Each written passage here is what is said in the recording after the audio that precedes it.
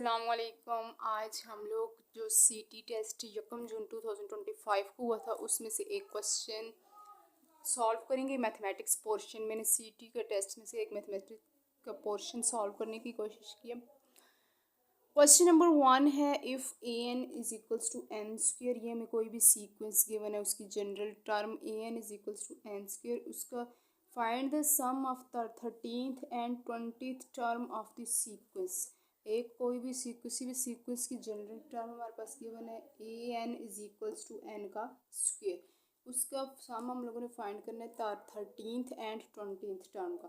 तो पहले हम लोग 13th टर्म फाइंड करते हैं, मतलब n is equals to 13 put करते हैं। ठीक है, n की जगह 13 पुट करेंगे तो n की जगह 13 का स्क्वेयर लें तो 169। फिर हम लोगों ने 20th टर्म फाइंड आउट करनी है, n इज इक्वल्स टू 20 हो जाएगा। n की जगह 20 पुट करें इज इक्वल्स टू 20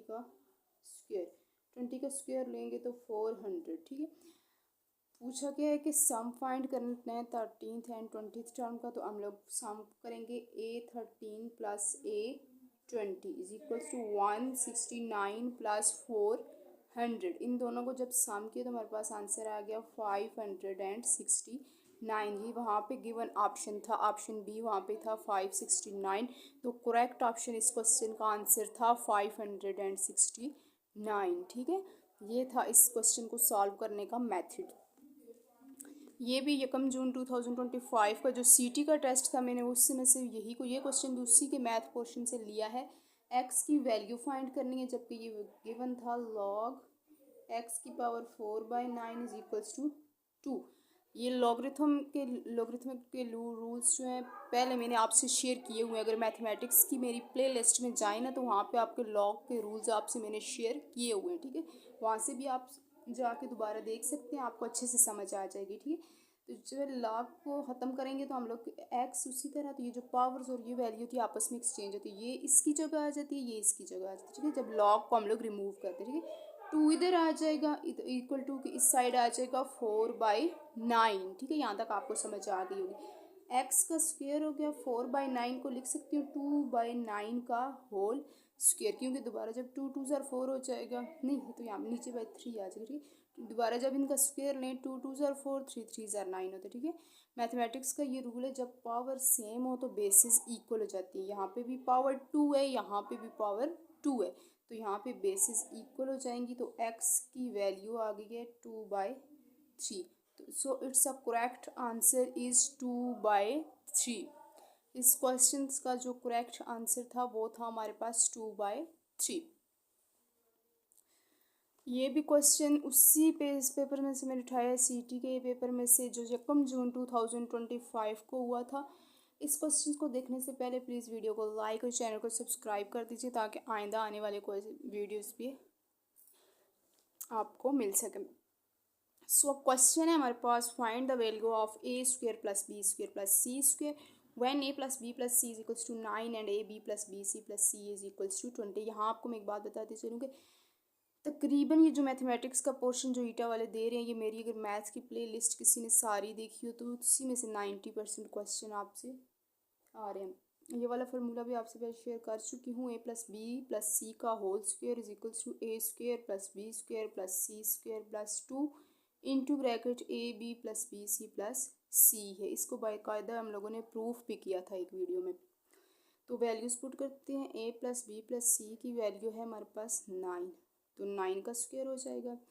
तो ये चीज़ हम लोगों ने फाइंड आउट करनी है। इसको एज इट इज़ में लिख लेती हूँ, ए का स्क्वायर प्लस बी का स्क्वायर प्लस सी का स्क्वायर प्लस 2 इंटू इसकी वैल्यू हमारे पास 20 है, 9 9 ज़ार 81 इज इक्वल्स टू ए का स्क्वायर प्लस बी का स्क्वायर प्लस सी का स्क्वायर प्लस 20 को 2 से मल्टीप्लाई करो 40 हो जाता है, ए का स्क्वायर प्लस बी का स्क्वायर प्लस सी का स्क्वायर।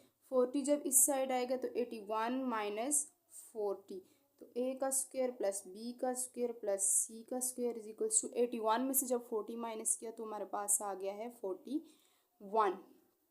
ये था इसका करेक्ट आंसर।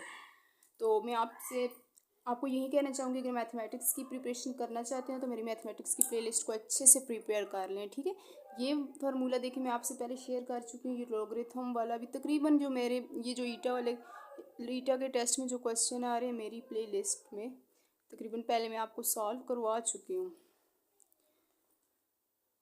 क्वेश्चन नंबर 4 है फाइंड द वैल्यू ऑफ के if 2 is a zero of the polynomial. एक हमें पॉलिनोमियल गिवन है, ठीक है, एफ ऑफ एक्स, जिसको हम लोग कह सकते हैं 2x⁴ प्लस x³ प्लस के x² - 8। यहाँ पे के गिवन है, इसकी वैल्यू फाइंड करनी है, तो 2 कहते हैं इसका ज़ीरो है, मतलब जहाँ पे एफ ऑफ 2 हमारे पास क्या है, ज़ीरो है। अगर 2 पुट किया जाए इस फंक्शन में तो आंसर ज़ीरो आता है। तो सो इट्स मीन एक्स की वैल्यू यहाँ पे हम लोगों ने 2 पुट करनी है। 2 एक्स की जगह 2⁴ प्लस 2³ प्लस के 2² - 8।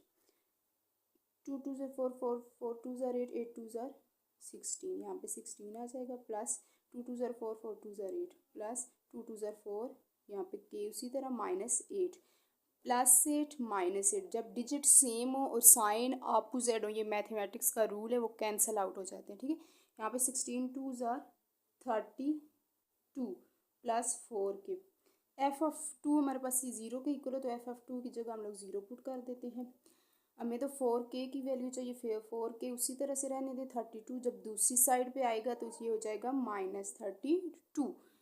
के की वैल्यू चाहिए, के के साथ 4 मल्टीप्लाई हो रहा है, दोनों साइड पे मैं क्या कर दूंगी, डिवाइड। 4 4 से कैंसिल, 4 1 ज़ा 4 4 8 ज़ा 32। तो सो के की वैल्यू हमारे पास आ गई, के इज इक्वल्स टू -8, ठीक है। के की वैल्यू हमारे पास क्या आ गई है, -8। अगर आप लोग यहाँ पे चेक करना चाहेंगे के की वैल्यू हमारे पास एग्जैक्ट आई है कि नहीं, आप लोग इस के की जगह वैल्यूज़ पुट करके और एक्स की जगह एक्स की वैल्यू पुट करके चेक कर लें। अगर आंसर ज़ीरो आ गया तो इट्स मीन आपने क्वेश्चन बिल्कुल एग्जैक्ट किया है, ठीक है। ये 4 क्वेश्चन जो मैंने आपसे शेयर किए हैं, ये ईटा के जो रिसेंटली 2025 में जो ईटा टेस्ट ले रहा है उसी में से उठाए गए हैं। आप इन क्वेश्चंस को मद्देनज़र रख के आइंदा आने वाले ईटा की टेस्ट की भी प्रिपरेशन कर सकते हैं। Thank you.